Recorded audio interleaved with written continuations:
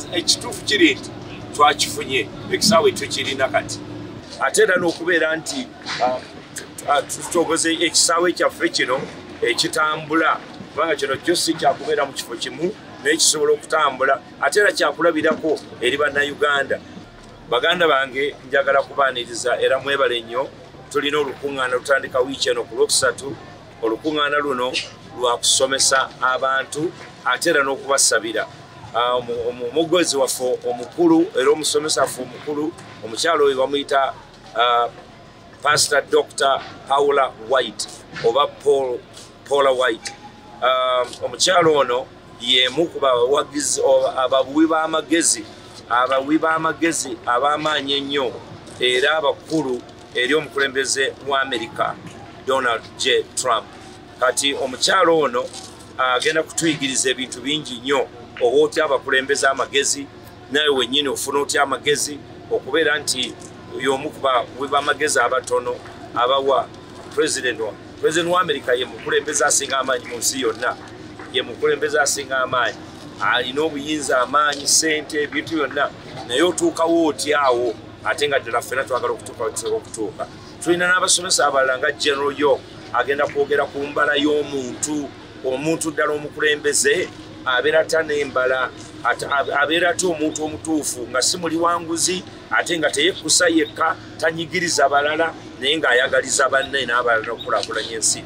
Tugenda kubeera n'abasomesa abalala abagenda okusomesa amagezi gano agakalimagezi kubanga amagezi gano agakalimagezi yeetaagibwa mu buli kintu kyonna. Katugalaba mu ddagala, tugalaba mu ntambula, tugalaba mu by'empuliziganya, tugalaba mu bintu bingi nnyo.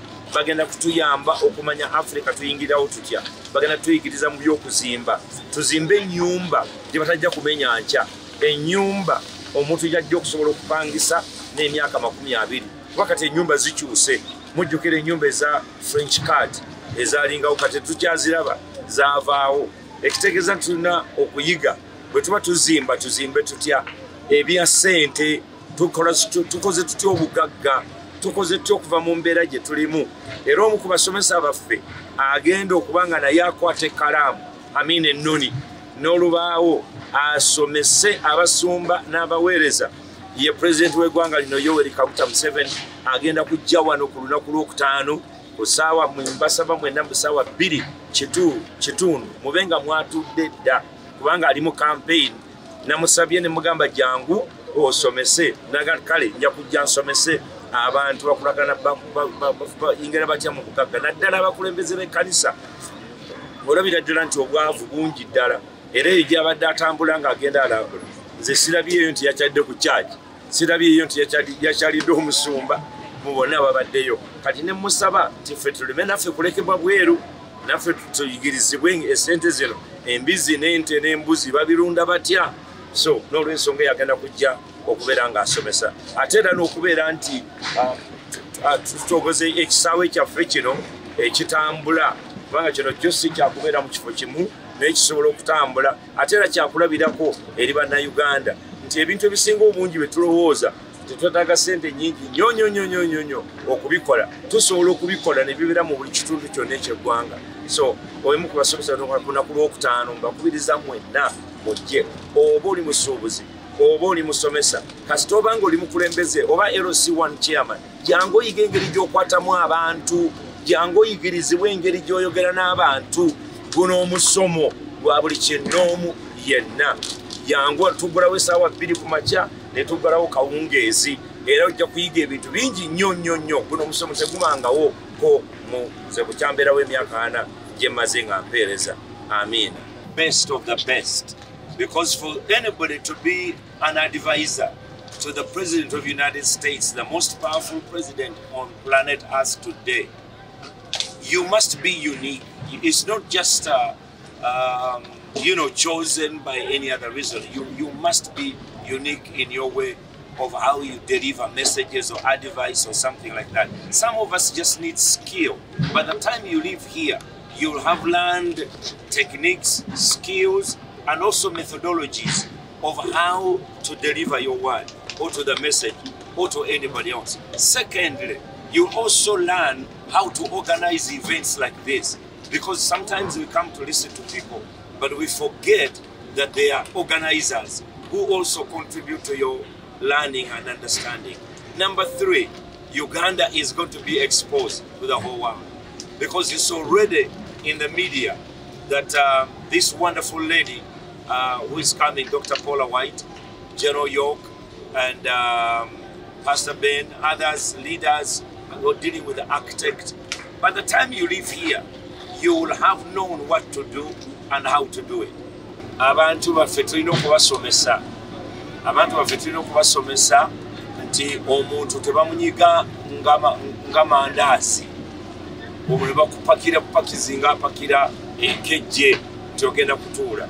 Bwe tutatandikira wano kuyigiriza abantu nti obako n'ekifo wooteeka n'ebigere, obako n'ekifo wootudde, ate notasemberera muntu. Kakalo litwalyanga ne COVID, nga ne COVID alumba abantu n'abakwata. Kati bwe tutatandika kukiyigiriza abantu nti abantu muleme kwenyiga. Emmotoka bw'ebanga y'abantu 5 ate temuteekamu 7. Kakati this is part of learning. Era kyekibuuzo kiri oli kyabuuza ekisooka nti bwe naava wano naaba kiki kyenfunyemu. Abantu bagenda kuyiga okuti bae ddala tuli bantu balemeka kutupakira kupakizinga nkoko kututuuza wantu kubanga bagala abantu bangi nnyo babuleko we batuula babeeko we batuula. So omusomo guno gugenda tuyigiriza nebazizza nti osobodde okiraba ekyo nti omuntu obaako n'ekifo kati bw'oba oyitawo ffenna tetuli sayizi emu nti bwe naaba mpitawo kati natuddedde ebigere biri wano ate oli ajja atuyiteko agenda gy'agenda okutuula oba ayambuka waggulu. Kakati ne muba nga mwenyiga bwenyizi awo bakubbirako ensawo awo bakubbirako essimu. Kakati twagala kulaga bannayuganda bane bannayuganda tuli bantu batutwale ng'abantu baleme kutupakira nga bijanjaalo. Abantu ebyokwerinda bigenda kubeera ggulugulu temubyeraliikirira era nga luli bwe twalina ku Benihini. Ate kansooka okubeebaza ab'amawulire mwakola omulimu munene nnyo okubanyisa nti mwami Benihini yali ajja mu Uganda okusabira bannayuganda. Mwakola omulimu munene, njagala kubeebaza ng'era bulijjo. Ekyokubiri ebyokwerinda mukimanyi wano ku Miracle Center bibeerawo era ab'obuyinza bonna mwebali bajja kutuyamba tujja kusobola okubeera ne security emala. Naye era nga bulijjo tukubira omulanga nti ensawo yo toleeta suitcase ng'agenda e Dubai. Leeta ebintu ebitono ebinaasobola okuyita mu byuma ne basobola okukucekinga n'osobola okuyitawo amangu. So toweetikka migugu okujjako ng'oleeta lubaale oba ng'oleeta sanduuko ya ssente. Ebyo obanga byogenda okuleeta awo tukwaniriza. Ku lunaku lw'omukaaga essaawa emu okutuukira ddala essaawa 5 tugenda kuba nga tusomesa engeri gy'ozimbamu ekitongole oba bizinesi. Bw'ogizimba ogijja ku ttaka n'efuuka waggulu. Abamu ku bantu abagenda okwogera naffe be basajja abagagga ennyo era mujja kubalaba nga bazze entebe tebagenda kujja mu nnyonyi za bulijjo, bajjira mu nnyonyi zaabwe. So n'olw'ensonga eyo bagenda tuyigiriza omuntu okola otya bizinesi neva ku 0 netuuka ku miliyoni ogizimba otya. So ku lunaku lw'omukaaga bagenda kukwata mu bano bannaffe bonna be bayita ba corporate, mwenna abayita ab'ebitongole oba ab'amaanyi oba ng'oli musuubuzi oba ng'olina olw'okuba nti ekifo kitono bwe tutegekedde waliwo ebisale ebigenda okusasulibwa. Kakati ebisale ebyo si lwakuba nti tutwagala abantu bonna bajje bawulire oba bayige. Nedda, tukkiriza nti bano abantu bakola mu bitongole ebyo byonna MTN, Coca-Cola balina ssente era ssente zigenda okuvaamu tuzitwala Karamoja. Mwenna mumanyi omulimu gwe tukola Karamoja ate Christmas etuuse ng'enkuba bw'etonnya mu Kampala tekati esinga Karamoja okutonnya. So nabo embeera ezimu obusiisira butandise okutonnya. So waliwo ekyetaagisa okukola ku Karamoja naddala Christmas gundi eno bwetuuse Christmas n'okuyingira omwaka. So n'olw'ensonga eyo omuntu ajja kusasula $10 okuyingira $35 okuyingira okujja okusoma. Abo bamayika bazirina. So kati bajje bawulire abagagga bano abanene ate nabo bakontributinge ku mulimu omunene oguli e Karamoja. Amiina. Ekyo kijja kubeerawo lwa mukaaga. Okay, that's okay. How many people are you expecting from which countries? So far we have over 31 countries delegations. This is another thing that I had forgotten, that because of the caliber of this lady who is coming to speak here. Governments have sent delegations from the region, about 30, we are now in about 30 confirmed delegations that are going to be here, so that alongside the conference, we have side meetings where she'll be meeting these leaders who are coming from these areas. So first of all, we are grateful to the government of Uganda because they are providing security for her and being in the country, and also for the freedom of worship, that a church which started in Chiwempe many 40 years ago, now we can also be in a place like this and be able to host such conferences. So it's such a blessing on Uganda that at least we were studied with Chiwempe a long time ago, 40 years ago. Now we can be able to host an international conference of this magnitude. So we are grateful to God. All of you come, there will be enough food on affordable price. So come. When I rumu enjala mu kibuga Kampala, ngewe bakusera emmere, jangu mu lukungana, eyawa nejja kugula inseko buseko, osobola okufuna ekyokulya, ate osobola okuyiga, ate jangu teweeteka migugunziramu era ejijja okulemesa wano okuyitawo. Naye tusaba Mukama abawe omukisa mujje mu lukungana lutandika ku Lwakusatu nga 12 lugende 14 15 president ali wano ku makya nnyo. In fact agenda kuva eyo gyali mu campaign ajja asomese ataddeyo lino ekiseera kya kusoma. So jangu n'ekitabo ne pen, owata okirina ojja kukisanga wano okigule, naye jangu n'ekitabo ne pen osobola okuwandiika bye bagenda okusomesa era obulamu bwo tebujja kusigala kyekimu. Ate naffe Uganda omukyalo ono ajjidde kano kankayiseewo nti waliwo Uganda byeyeetaaga ku America.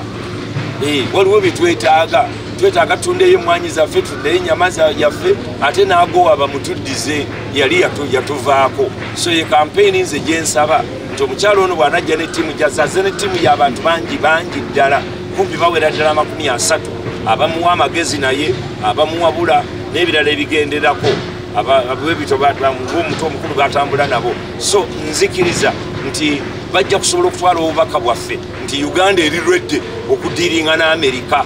Uganda eri ready okutundayo ebintu byaffe, tutundeyo batuwe, ate naffe tubaguleko ebintu bye tutatoka okugula. So n'olw'ensonga eyo meeting manyi nti zijja kuba za maanyi era tugenda kubaako kye tugenda okugyamu ng'eggwanga mu linnya lya Mukama waffe Yesu. N'ekirala njagala kubeebaza nti abasinga obungi mubadde mukavalinga olugendo lwaffe mu Isirayiri, naye bwe tunafuna akaseera nako tujja kulwogerako.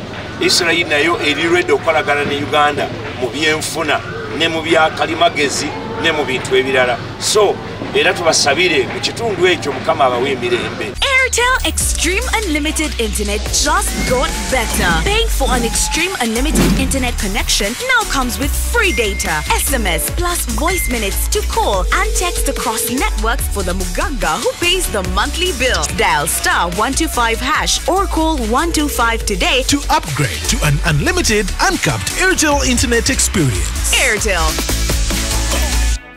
Airbnb home ge maka gapangisibwa nga galimu buli kimu ojja nango ezo zokka gasangibwa na Mugongo kumpi n'ekiggwa ky'abajulizi oluguudo lwa Kolansi paka ku gate. Galina sitting room enteeketeeke obulungi, dining, effumbiro kw'ossa n'ebisenge bisatu okuli ne master bedroom. Waliwo wifi, CCTV camera ziraba ebweru ne munda. Ku kisenge waggulu kuliko amasannyalaze okwetangira ababbi. Inverter etereka amasannyalaze ne gatavaako. Garden nnungi, parking nnungi, gate ya remote. Ekifo kino kyakommodatinga abantu okuviira ddala ku muntu omu, couple, family nammwe abategese bu party obwenjawulo kuba ku namba z'essimu eziri wansi awo